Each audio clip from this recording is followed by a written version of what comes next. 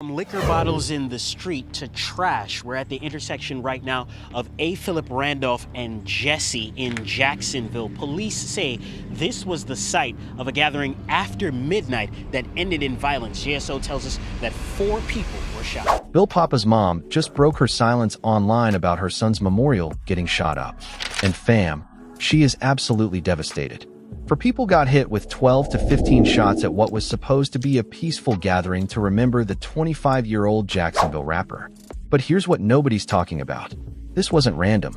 This was straight get back for Folio in the streets of Jacksonville just proved that even death don't stop the beef. Lil Poppa was one of Jacksonville's most promising artists signed to Yoti's CMG label. But his rise to fame came with a deadly price. The memorial shooting didn't just hurt innocent people. It exposed how deep this Jacksonville war really goes. To understand how a simple gathering to honor the dead turned into another crime scene, we got to go back to where it all started. The beef that wouldn't die. Let's rewind to the early 2000s when Jacksonville was already a war zone. Back then, Papa was just a young kid bouncing between his mom's place on the east side and his grandma's crib on the west side. His mom made him go to church to keep him out of trouble, and that's where he discovered music at 6 years old, writing Christian rhymes to perform at church. His older brother, Chi, taught him how to rap, and Lil Poppa just picked it up and ran with it. Not before long, Shorty was showing off his skills outside the church, too. But Jacksonville don't let nobody stay innocent for long. When Papa hopped off the porch, his lyrics started reflecting the gritty and violent environment he grew up in. Papa suffered from a chronic blood disease that sometimes forced him to stay inside. But instead of feeling sorry for himself, he used that downtime to work on his craft.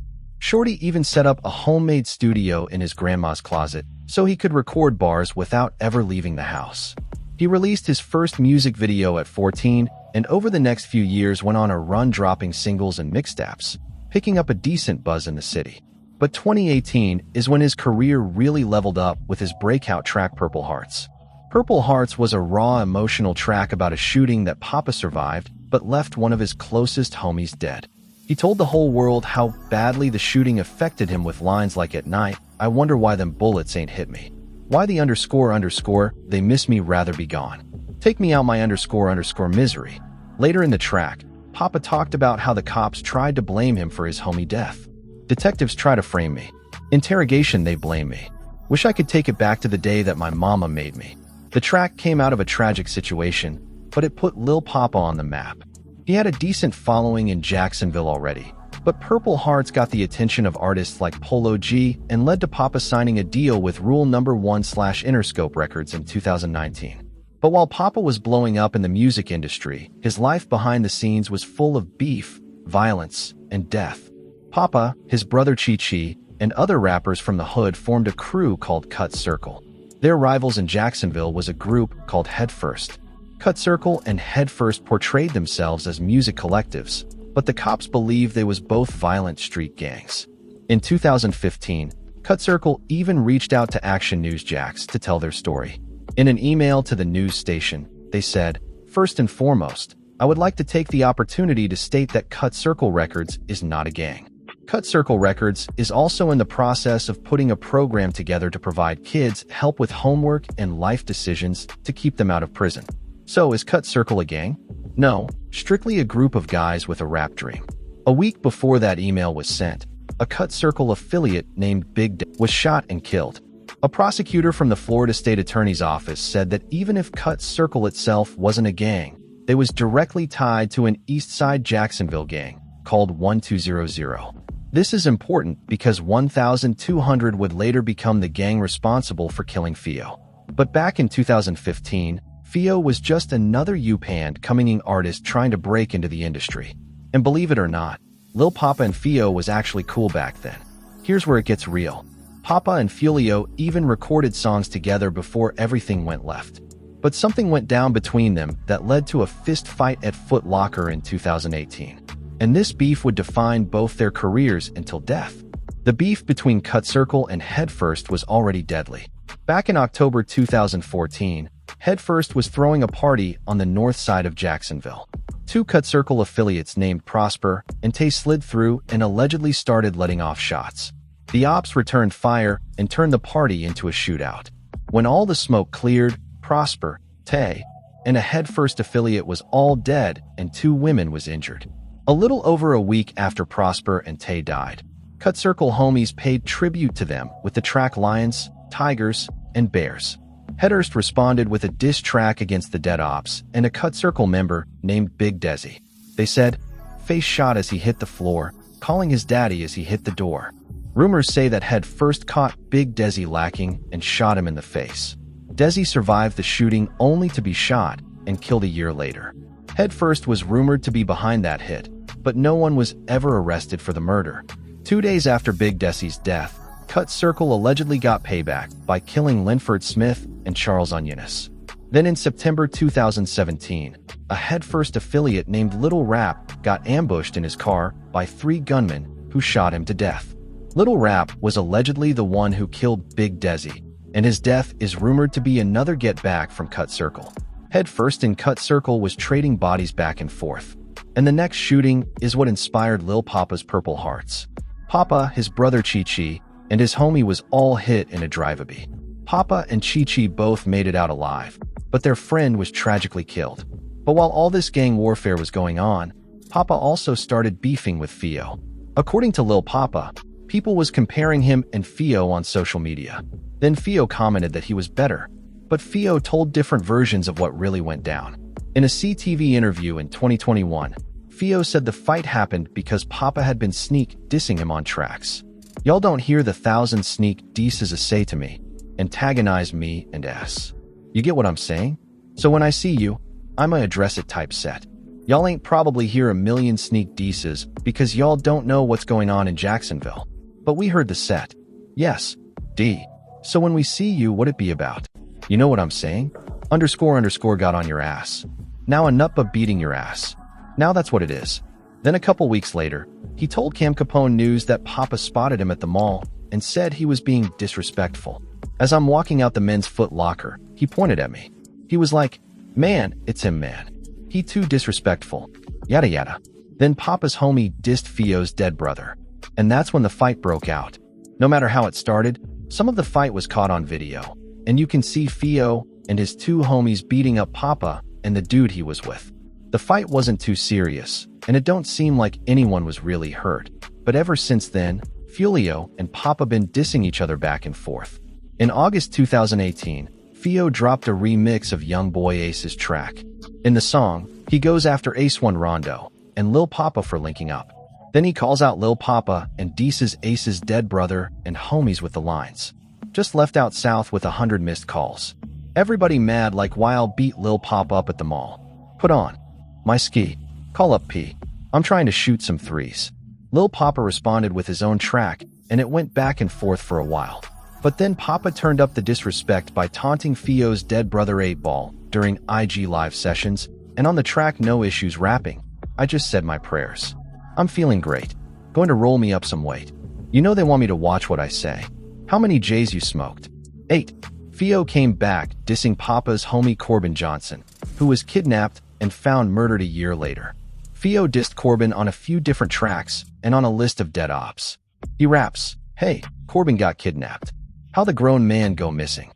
Then Lil Poppa responded on the track, missing something with the lines, "You won't make me crash unless I want to crash. Pray everybody on that list come back and haunt his ass." Fio also allegedly pulled up to Lil Poppa's show in Jacksonville to confront him about everything, but Poppa wouldn't come out and face him. In the May 2021 interview with Cam Capone News, Fulio claimed the beef wasn't that serious and said, "To be honest, I wish the best for all of us because I know where all of us come from. We're from Jacksonville. That dude ain't the place that many people make it out of." But even after that interview, Fio went after Lil Poppa and his homies on tracks like List of Dead Ops. In late 2021, Fulio claimed he was done dissing Dead Ops and called it childish. And since then, the beef between him and Poppa had cooled off. They'd been sending shots at each other for a few years, but it never really escalated to anything more than disses. But Fio ain't the only dude from 6 Block that Lil Poppa had issues with. Another rapper from the same hood, named K Shorty, went after Poppa's dead brother, Little League, on the track The Ops, with the bar smoking on May and League. They speak it on TK. And on another track he rapped, I ain't worried about Gucci. I'm looking for Papa. Lil Poppa responded on the track, disgust me with the line, talking about he looking for Pop. What is he going to do to him? The innocent little girl lost her life behind your Sasaji. You ain't looking for them. That last line was a reference to the tragic death of a 17-year-old girl named Nandi Wise back in 2020. According to rumors, she dropped K. Shorty off after a date and two shooters popped out and started letting off shots. K. Shorty was allegedly the target, but Nandi Wise got caught in the crossfire and died on the scene. June 23, 2024, everything changed when Fio got gunned down in Tampa around 4:05 in the morning. The two gangs responsible for that killing was ATK and 1200 Lil Poppas gang. But here's where the story gets even crazier. After Fulio's death, Poppa dropped a song called 4 a.m.m. in Tampa, which many took as a direct reference to the time and place where Fulio was killed. During the Fulio murder trial, Lil Poppa's name was brought up by witness Alicia Andrews when she was talking about how people in 1200 were celebrating Fulio's death. The prosecutor asked her directly about Lil Poppa and confirmed he was a rapper with gang affiliations. But then in a twist nobody saw coming, Lil Poppa himself died in Atlanta at just 25 years old. The circumstances around his death are still murky, and the more you dig into the story, the worse it gets. Some people are wondering if he was on drugs, if somebody told him to do something, if he was begging and pleading. The story we're being fed ain't the story that's really true. His death left his family and the Jacksonville hip-hop scene devastated. Poppa had just signed to Yodi's CMG label in April 2022 and then dropped tracks together called Spot and Signing. Getting signed to CMG could have been huge for Poppa's career. CMG is one of the hottest labels in the industry right now with artists like Moneybagg Yo, 42 Dugg, and ESDG. And Gotti obviously saw Poppa's potential to be his next star. On the night of the memorial shooting, people gathered at the intersection of A. Philip Randolph Boulevard and Jesse Street in Jacksonville to remember Lil Poppa. It was supposed to be a peaceful gathering, just friends, family, and fans paying their respects to a young artist who died too soon. But according to police reports, around midnight, chaos erupted. It was a barrage of bullets. Police say 12 to 15 shots rang off. 4 people were hit. 2 women ages 34 and 39, as well as 2 men ages 37 and 43. The 34-year-old woman was found on scene and taken to a nearby hospital. The 3 other victims took themselves to a hospital. By daylight Sunday morning, there were Don Julio liquor bottles and trash scattered at the intersection where the party occurred. People in the community told news reporters that this was a gathering to remember Jacksonville rapper Lil Poppa, who died at 25 in Atlanta. Robert Phelps, who attends the nearby First Baptist Church of Oakland, told reporters, "I remember him as a little kid singing and rapping inside the church. I enjoyed him. I hate that he's gone." He also said this type of violence was out of character for the area. Of course, like I said, I haven't seen anything like this or heard anything like this happen in years. So, yeah, definitely out of character. I mean, they always have gatherings every night. The ages of the victims tell a story that a lot of people ain't talking about. Poppa was only 25 years old when he died. So, what is these older people doing at his memorial? These could be his OGs, his older homies, or people from his neighborhood who watched him grow up. But the fact that people in their 30s and 40s got shot suggests this wasn't just random violence. Somebody was targeting specific people. The investigation into the memorial shooting revealed some disturbing facts that the mainstream media ain't really covering. Police believe this wasn't random violence. It was calculated retaliation connected to the ongoing Jacksonville gang war that's been raging for over a decade. Bishop Harry Williams of In the Word International Church on Sparing Street started calling on partygoers and DJs to help spare attendees from the violence. He said, "Don't be afraid to tell somebody. You know, if they see something, don't be afraid. Tell them, hey man, look, I see you got a gun on your side. Put it in the car, man. You know what I mean? Let's just talk. Let's hang out. Have a good time. Make it home to our families." But that advice didn't sit well with a lot of people in the community who understand that in Jacksonville, you stay strapped or get clapped. As one commentator put it, "I'm not putting my gun nowhere but on my damn hip." First off, it's open carry in Florida anyways. That's number 1. Number 2, when people show up with guns, you know who stops the people with guns? The people with guns. So hell no, man. I'm not getting caught lacking. I wish the hell I would be chilling in an open carry state at my homie's memorial, and I ain't got no damn fire. You crazy out your mind, pastor. You worry about your scripture. I'm a worry about these bullets. The timing of the memorial shooting wasn't coincidental. This happened just months after Fio's death in Tampa, and many people believe it was direct retaliation from Fio's crew. Remember, Filio was from 6 Block, and his people had been at war with 1,200 for years. Even though Papa himself was dead, the beef was still very much alive. What makes this situation even more tragic is that Papa's family was dealing with not just the loss of their son and brother, but now the trauma of his memorial being turned into a crime scene. His mother's reaction online showed just how devastated the family was. First losing Papa in Atlanta under mysterious circumstances, then having to watch his memory be disrespected with violence. The Jacksonville Sheriff's Office is still investigating the memorial shooting, asking anyone with information to contact them. But in a city where snitching can get you killed, don't expect too many witnesses to step up and cooperate with police. Meanwhile, the streets kept their own score. Fio's crew felt they had to respond to Papa's 4 a.m. in Tampa track and his gang's involvement in their boy's murder. The memorial provided the perfect opportunity to send a message that even in death, the beef continues. What's really messed up is that innocent people got caught in the crossfire.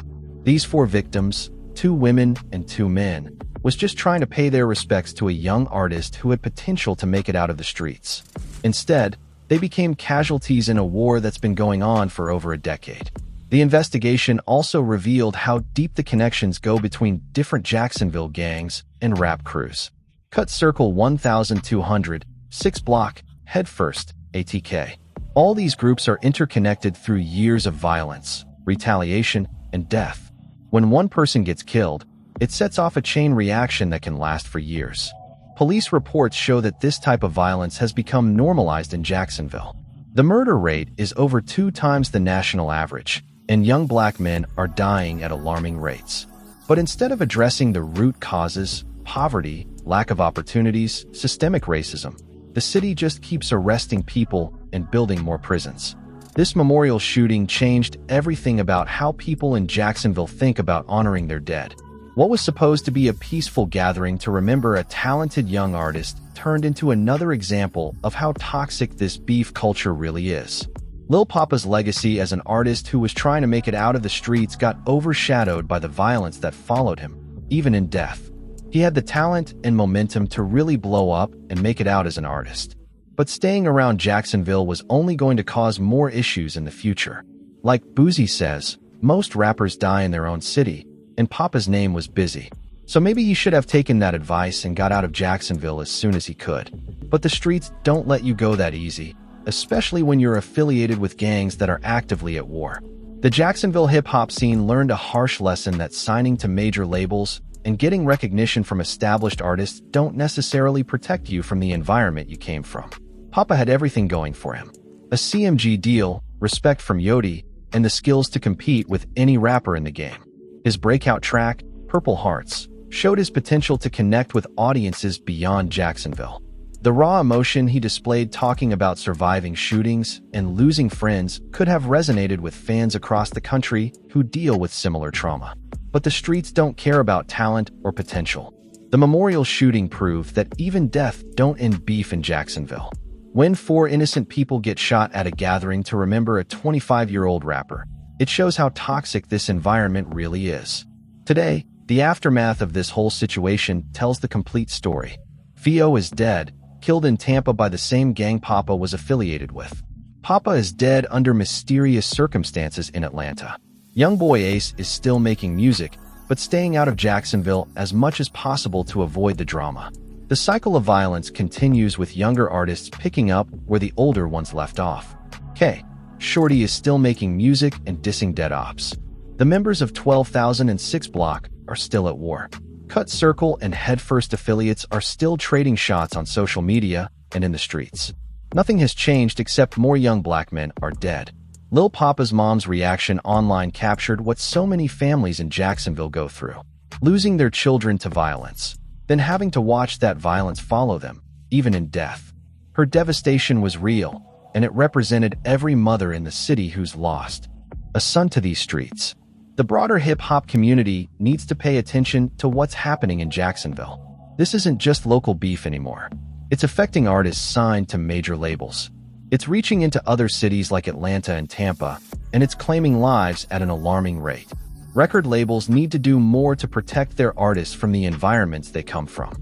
Just signing somebody and giving them money ain't enough if you're not providing security, relocation assistance, and mental health support to help them transition out of street life. The lesson here is that talent alone ain't enough to escape the streets. Lil Poppa had everything: a major label deal, respect from established artists like Yodi, and the skills to make it big in the music industry. But the environment he came from wouldn't let him go. His story becomes another cautionary tale about how the streets will claim you, no matter how far you think you've made it.